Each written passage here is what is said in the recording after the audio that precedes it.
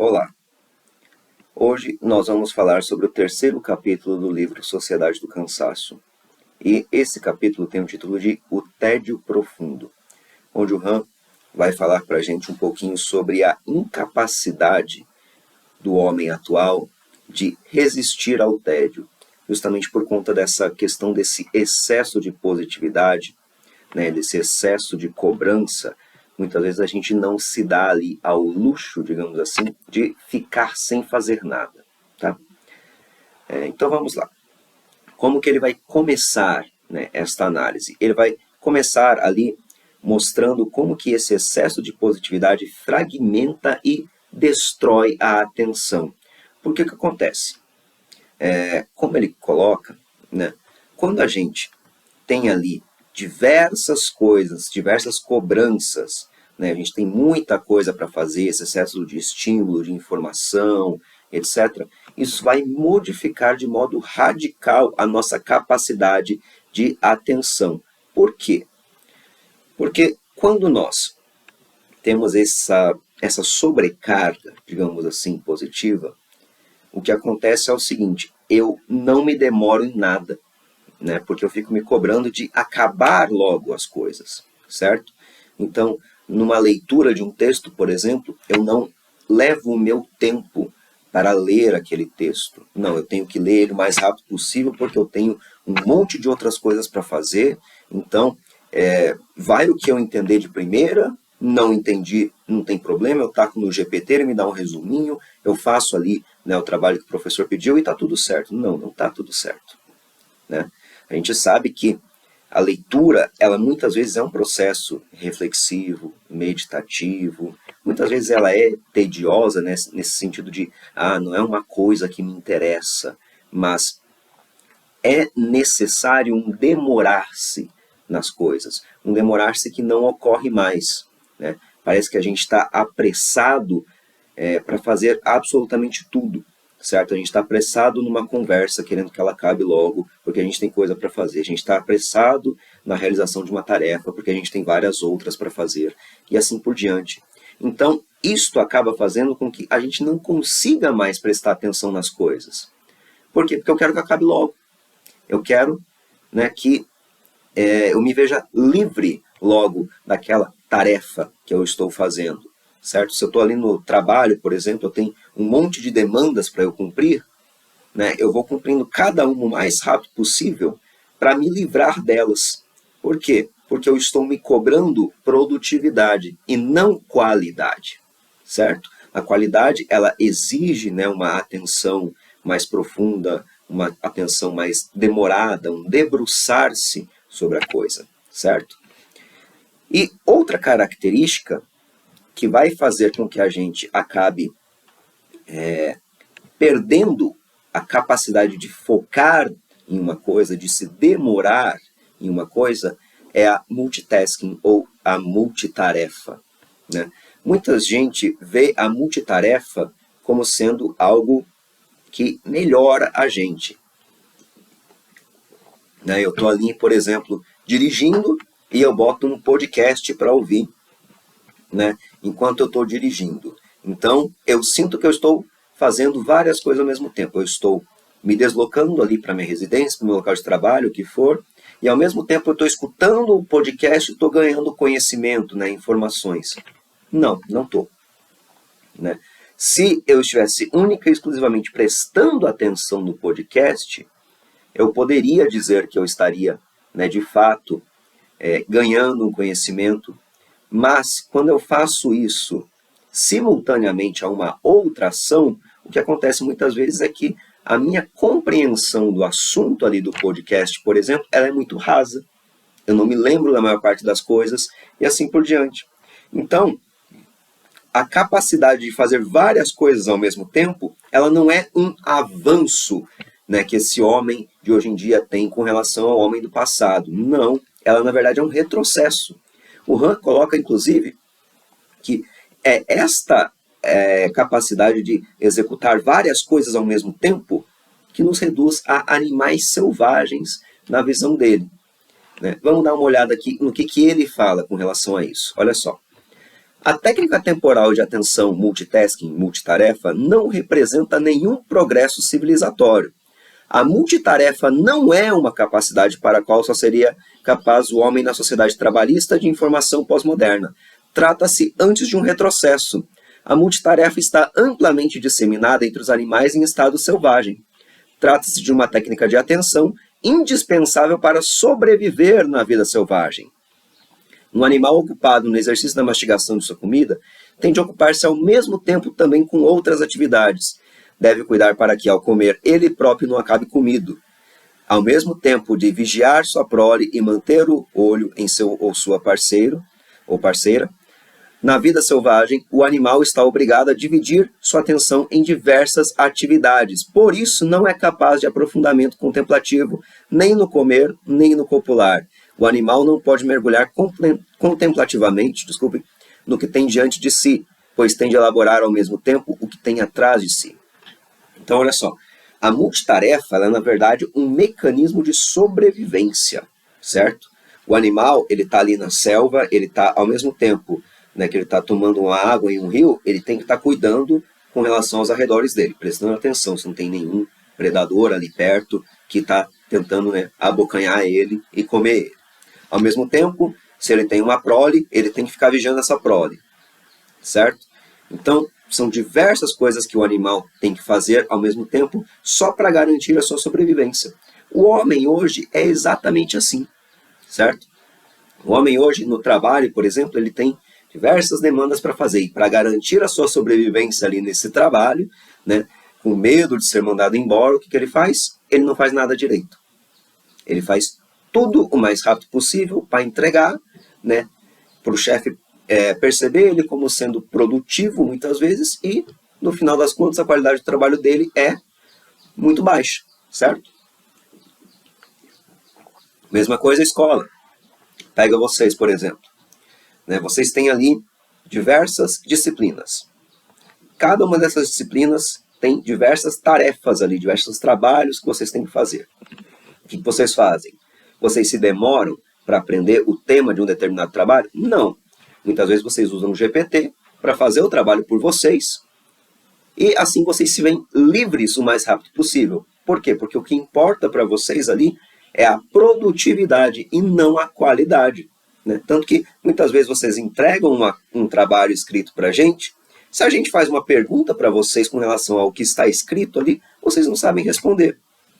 Justamente porque estão focados demais nessa questão da produtividade, certo? Então, é justamente essa característica do tentar dar conta de tudo o mais rápido possível que faz com que o homem regrida ali a um estado de selvageria, Só para fixar essa ideia, eu lembrei agora aqui de uma coisa. Eu e minha namorada costumamos muito ver ali Pesadelo na Cozinha. A gente gosta de ver nos programas de culinária. E o chefe Jacan, sempre que ele entra em um restaurante, ele pergunta ali para o atendente, o que você faz aqui? Aí o atendente muitas vezes responde, eu faço de tudo um pouco. Eu sirvo bebida, eu faço o caixa funcionar ali, eu busco os pratos do cliente, eu anoto os pedidos, eu faço isso, eu faço aquilo, eu faço aquele outro. O Jacan olha para ele e fala, bom, quem faz tudo não faz nada direito. Ou seja, quem se ocupa demais em fazer diversas coisas ao mesmo tempo não faz nada direito. E de fato é assim. Se você tenta, por exemplo, cozinhar ao mesmo tempo em que você está, vamos supor, ouvindo um podcast, vamos pegar esse exemplo de novo, e ao mesmo tempo cuidando do seu filho, o que vai acontecer? Vai acontecer que o arroz vai queimar, você não vai aprender nada do podcast e o seu filho vai estar aprontando alguma coisa ali e te deixando louco. Então, é muito melhor quando você consegue focar em uma coisa só. Claro que você pode alegar, mas com o tempo que a gente tem e a quantidade de coisa que a gente tem para fazer, não dá para fazer isso. Até não dá com relação a tudo, mas em uma coisinha ou outra dá sim para você focar, para você reservar um tempinho ali, e você prestar atenção de fato naquela coisa, você demorar-se nela. Coisa que o homem de hoje em dia não consegue mais fazer. E uma das culpadas disso é a tecnologia. Pega vocês, por exemplo, com o celular. Muitos de vocês são viciados em ficar aqui conversando, vendo TikTok, vendo, né, memezinho no Instagram e assim por diante. Né? Muitas vezes você não consegue acompanhar um raciocínio longo ali numa aula, né, de filosofia, por exemplo. Por quê? Porque vocês têm um prazo de atenção, digamos assim, muito curto. Vocês estão acostumados com um TikTok de 2 minutos.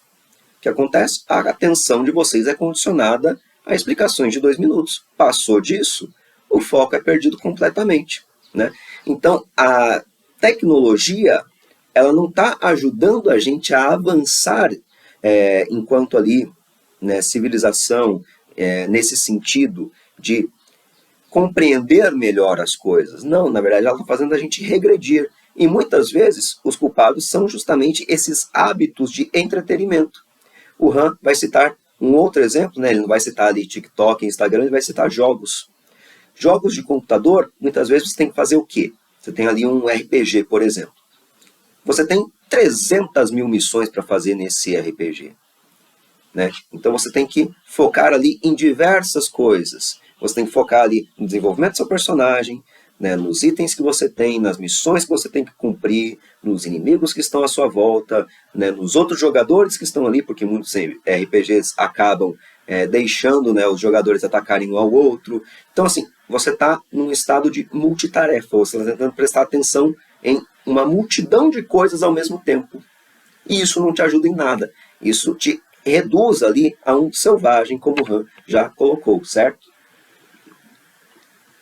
E é justamente isso que vai fazer a gente se preocupar demais com a nossa própria sobrevivência. Né? Olha só o que o Han coloca aqui.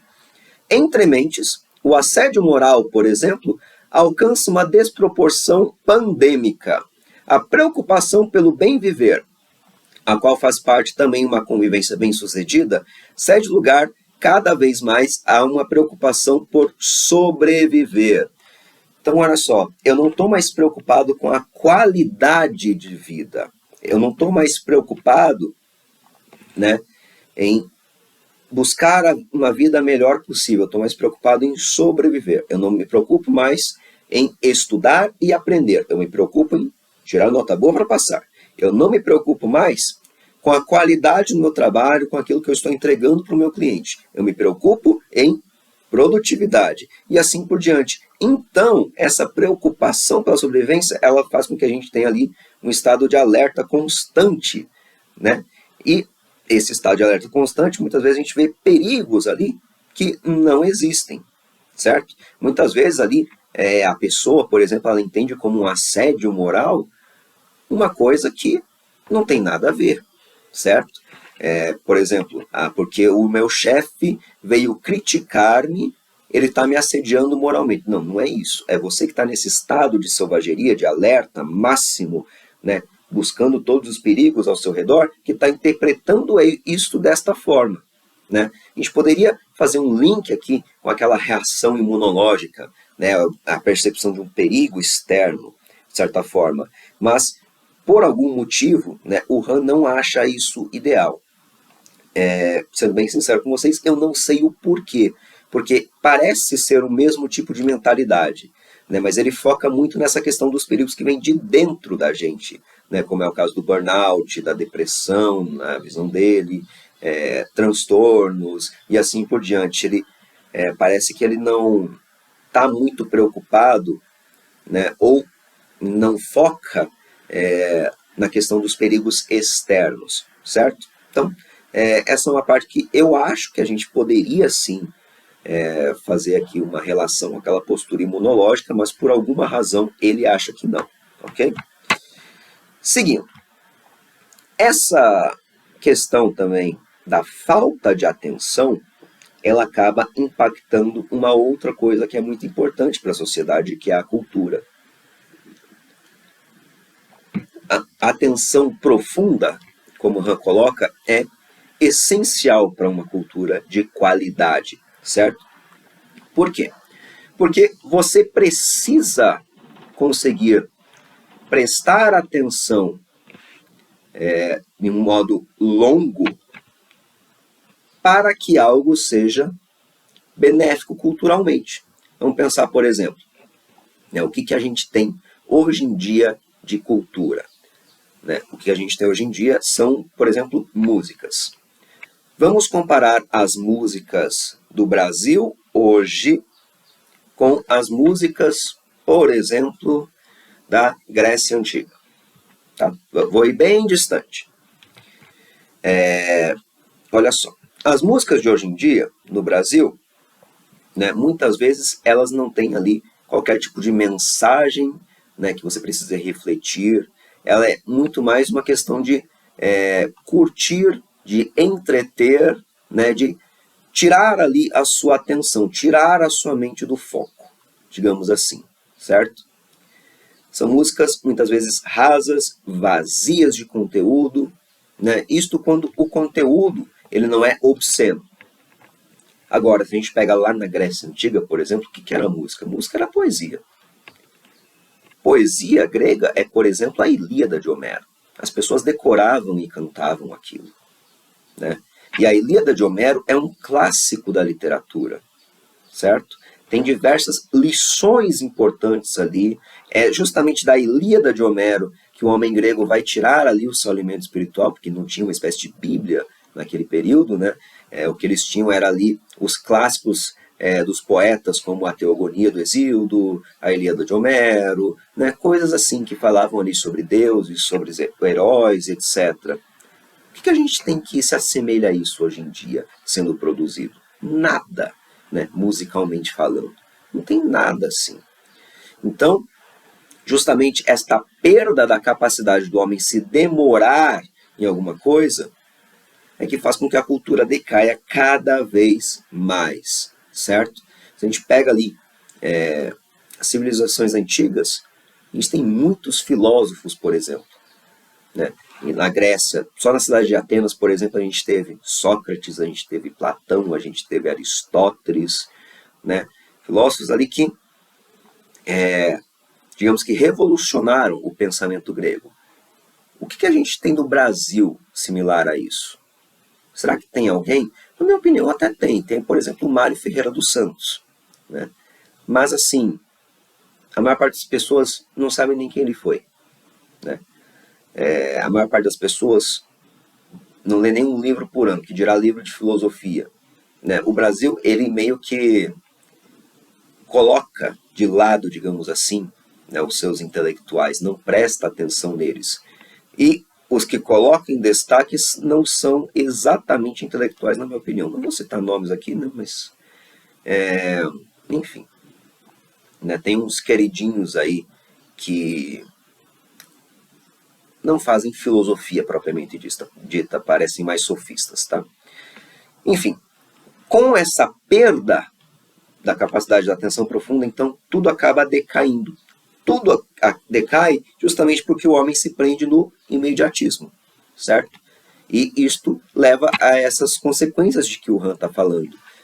Por exemplo, a questão de que você não consegue prestar atenção em nada, você não consegue aprender, você não consegue executar nenhum trabalho direito, e assim por diante, certo? Então, o que a gente tem se a gente não tem essa atenção profunda mais na nossa sociedade hoje em dia? A gente tem o que o Han chama de hiperatenção.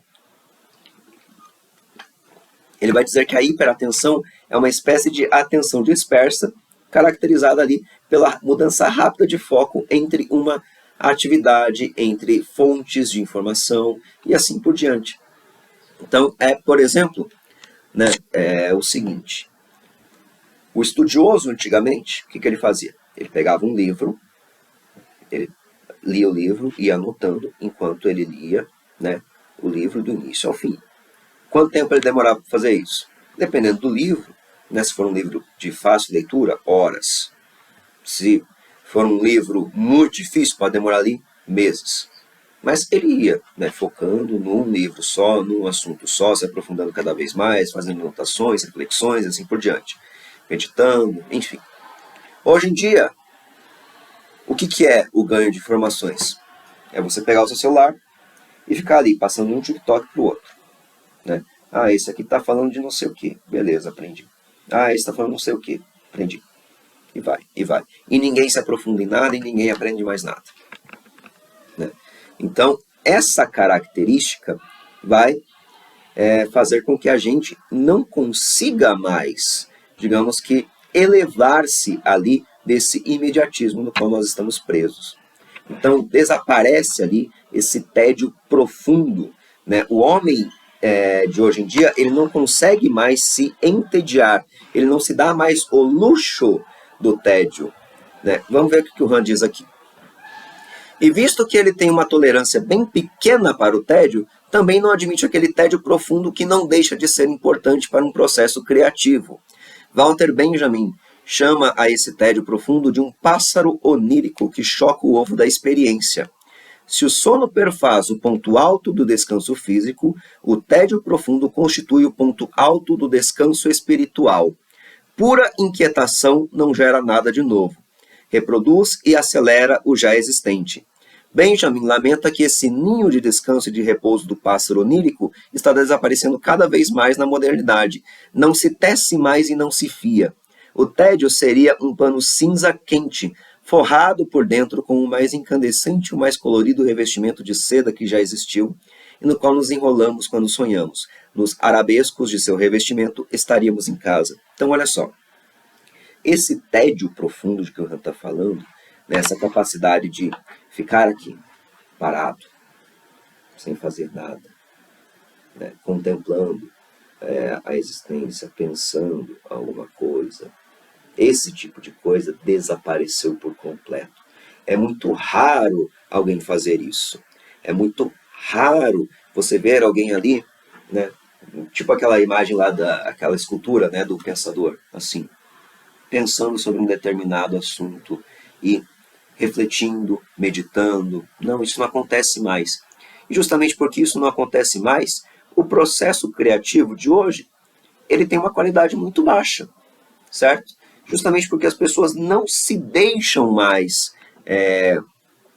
pensar ali, né? As pessoas, elas não fazem mais parte do que o Han vai chamar de comunidade dos espreitadores, certo? Essa comunidade, né, que consegue ali prestar atenção, contemplar algo por um longo período de tempo e refletir e produzir algo que de fato tem uma qualidade boa, né? Seja ali um livro, seja uma música, seja o que for, certo? E justamente por conta disso, a vida, ela, digamos que perde a graça, né? Por quê? Porque o tédio é um luxo.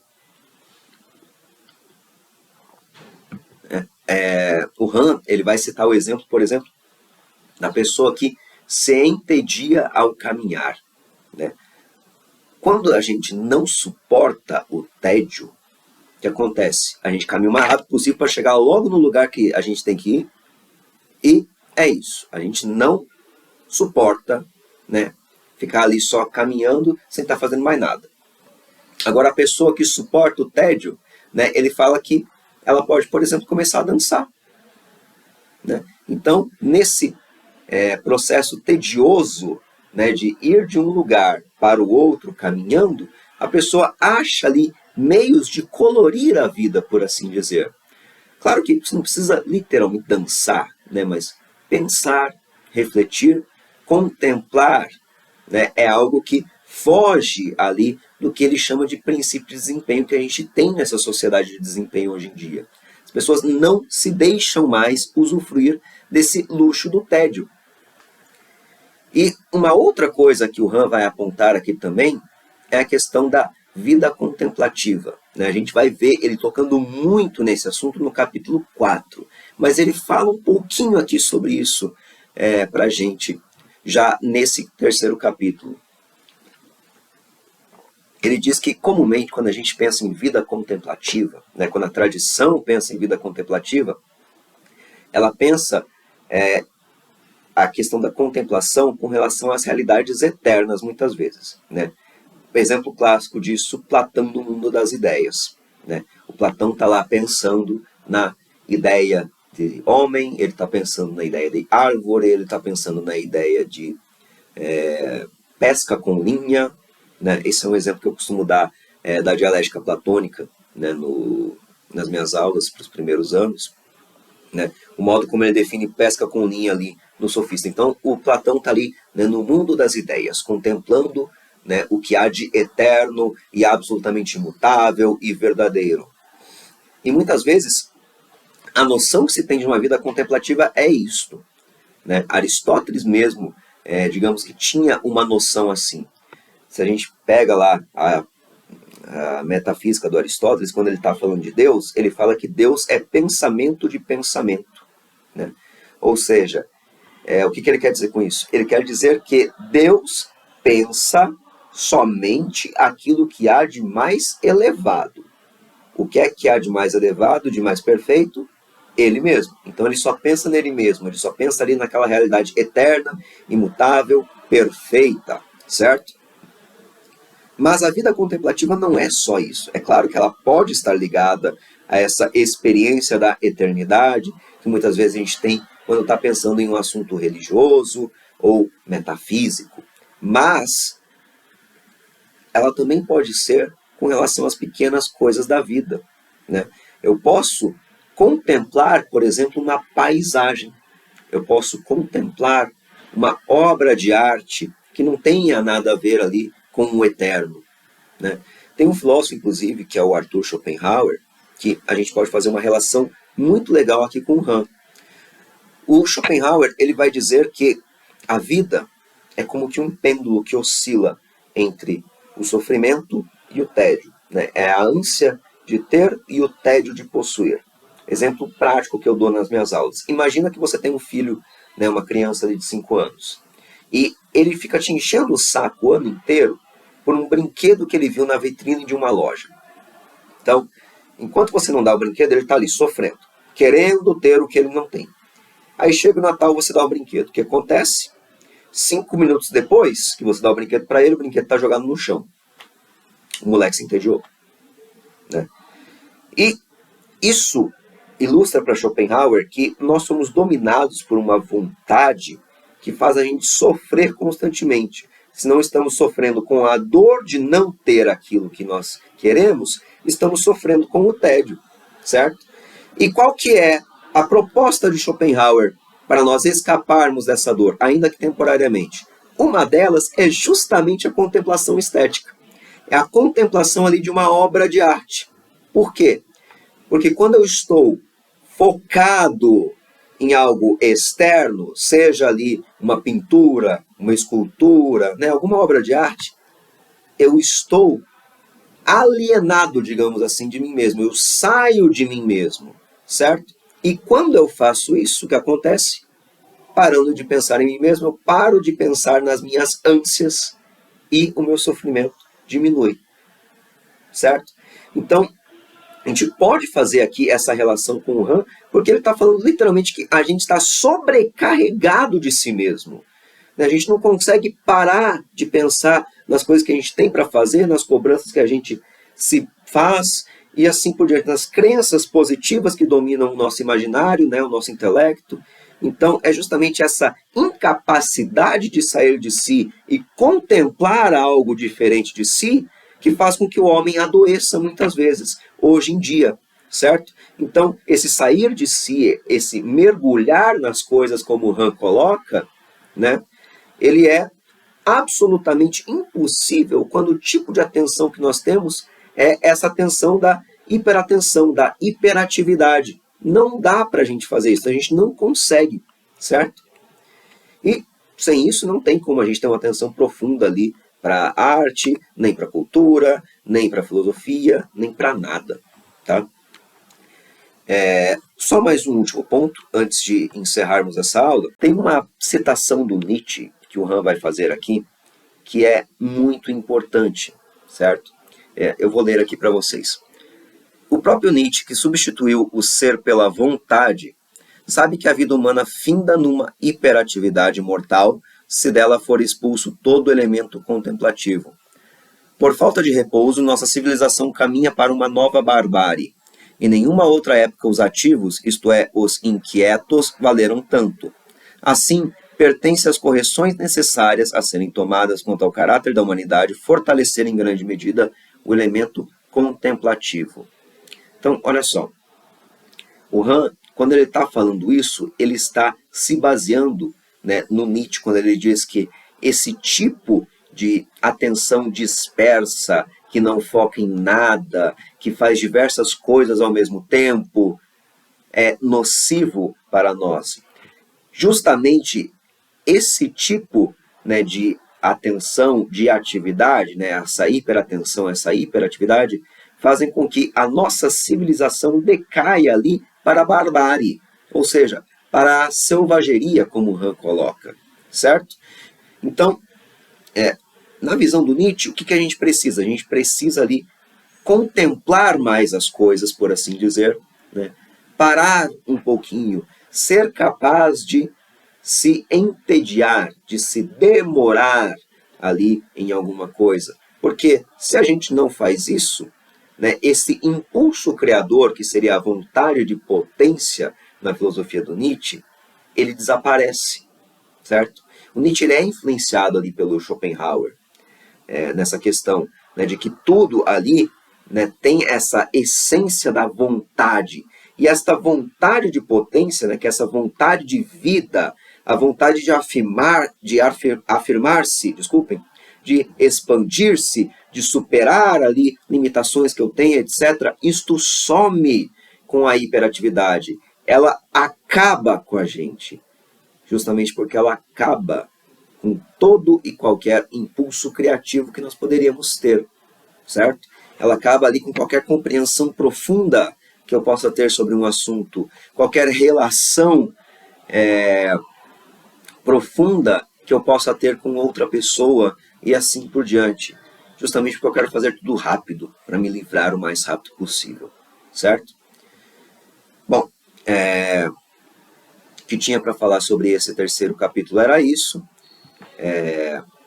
Na próxima aula nós vamos tratar do capítulo 4, que é o Vita Activa, desculpem. É um capítulo onde vai focar bastante ainda nessa questão da vida contemplativa, né, de você poder ali demorar-se, né, a sua atenção em alguma coisa, e na relação que isso tem com a nossa vida ativa, ou seja, com a vida da atividade, dos afazeres, por assim dizer, certo? Por isso, por fim, né, acabamos essa aula aqui, então, até a próxima.